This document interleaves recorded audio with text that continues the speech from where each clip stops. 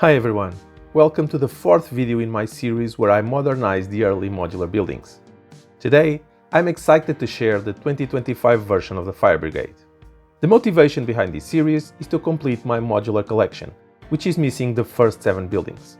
Purchasing those original sets today is incredibly expensive, and they often lack the polish and completeness of modern modulars. That's why I've decided to recreate them with updated designs. If you don't want to miss any episodes, be sure to subscribe and activate the notification bell. What stood out the most when I looked at the original 2009 Fire Brigade was the pair of large back doors that led nowhere. It felt unfinished. After all, it would not make sense for a fire truck to maneuver through a narrow alley behind buildings. If there are doors meant for vehicle access, they should lead somewhere.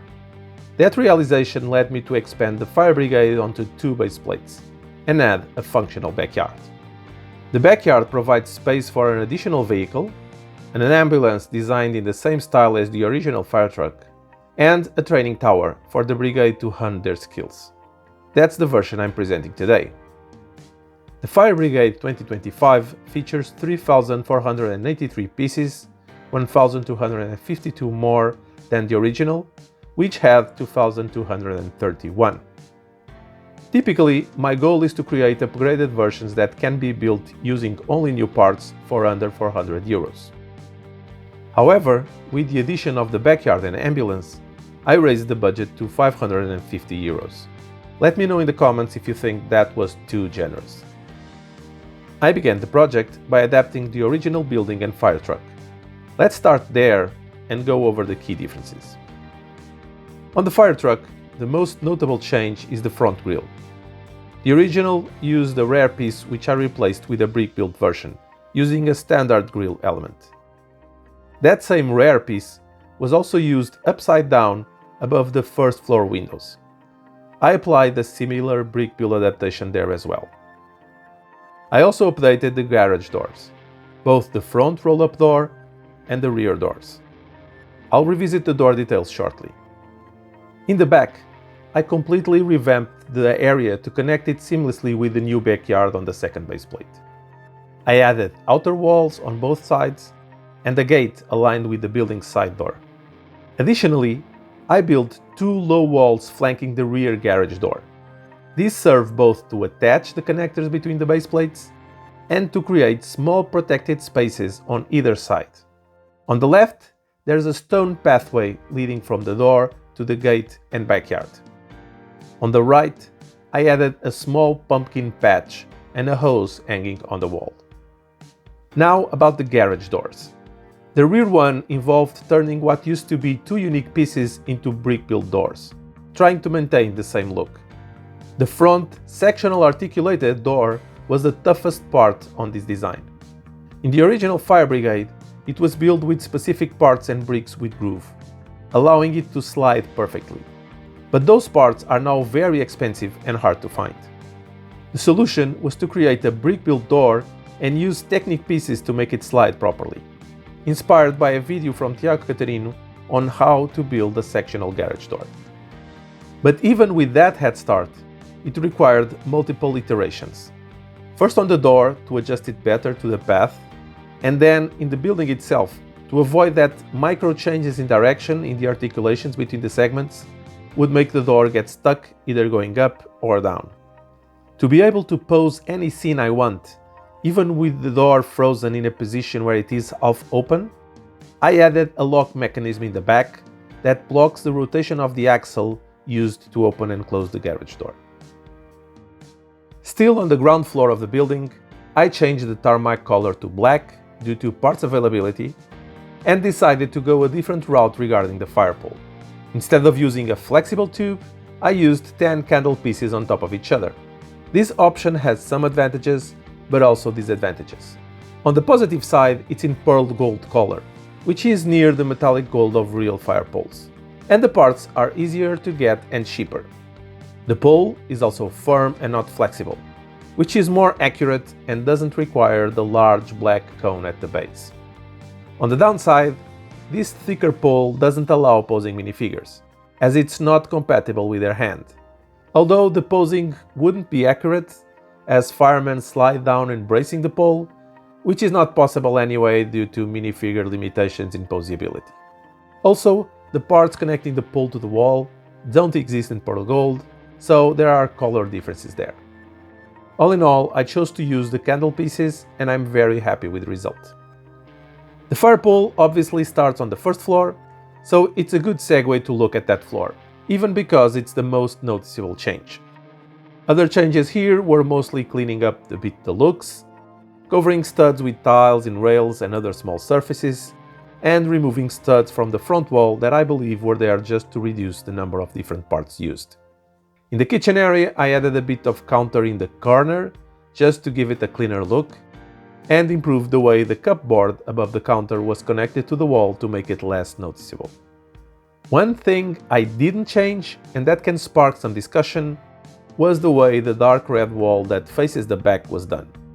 It uses intertwined layers of 2 1x1 bricks and 1 1x2 brick and 2 1x2 bricks, instead of simply piling up 1x4 bricks. That would be simpler and a bit cheaper.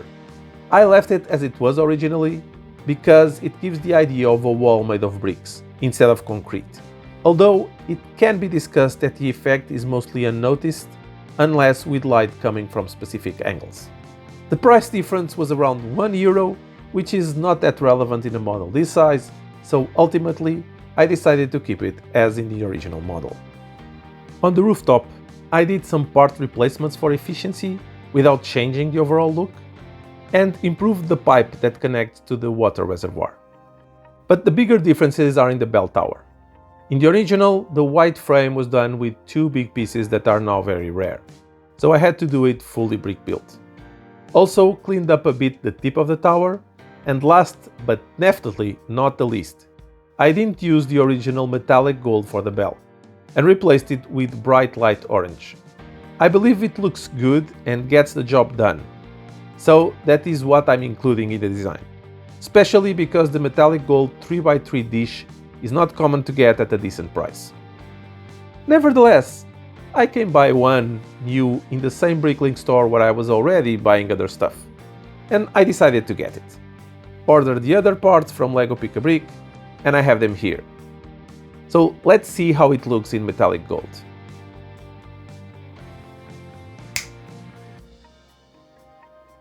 Well, it definitely looks more realistic, but is it worth what you might need to pay for it? I'll leave that for you to decide. So this is the model corresponding to the original Fire Brigade. And if one base plate is the depth of your shelf, that is what you want. But for the ones that want to build cities, the second base plate with the backyard definitely enhances the build. I established 4 goals when designing it. 1. Lego city blocks can be several base plates long, but are usually only 2 base plates deep.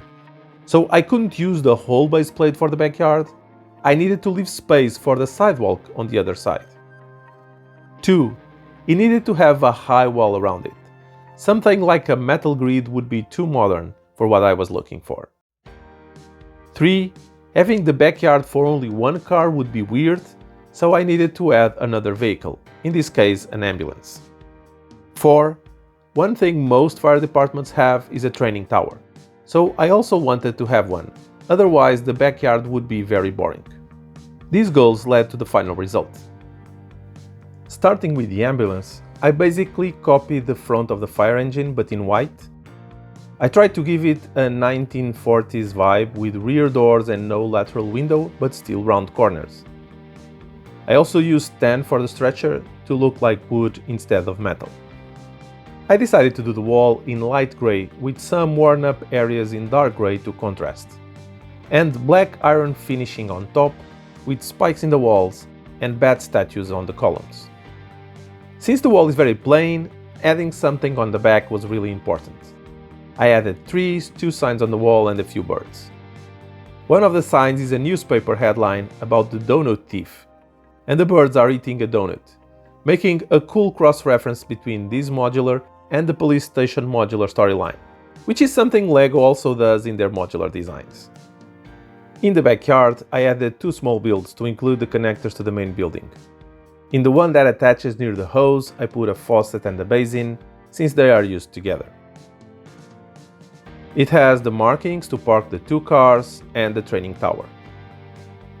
The training tower is simply 2 perpendicular walls with windows and ladders that I decided to place on an angle to make it more interesting.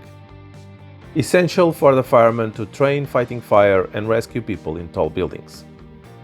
Together, this seems a more complete and realistic fire brigade. In terms of minifigures, I added 4, all firefighters. 3 men and 1 woman. Let's meet the team. First, the chief. He puts everyone in line and rules the fire brigade like an army unit. But sometimes the love for his crew comes to the surface. Then the hotshot. He's more style than action, but he is there for his team when needed. The tough girl. She is the first one into any dangerous situation. She never backs down and is admired by her teammates. And finally, the rookie. He just arrived from training.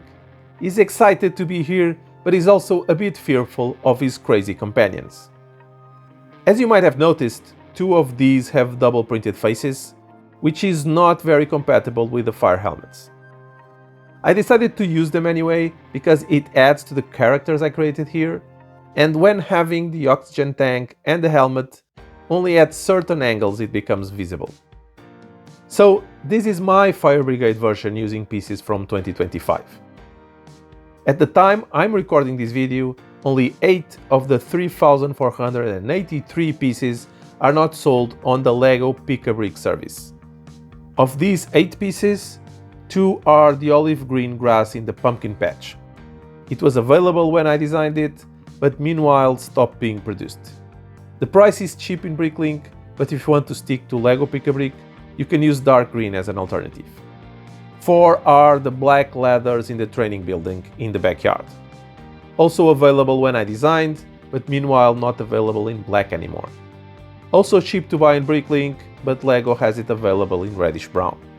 2 are the metallic gold fire helmets. These I bought on Bricklink. A bit more expensive, but nothing outrageous. They are too iconic in the front of the building for me to ever considering finding an alternative. And that's it. The total estimated cost of the model is near 510 euros. Remember, with all new parts. Well inside the 550 threshold that I defined in the beginning of the project. The next one is the Grand Emporium, which I plan to release later this year.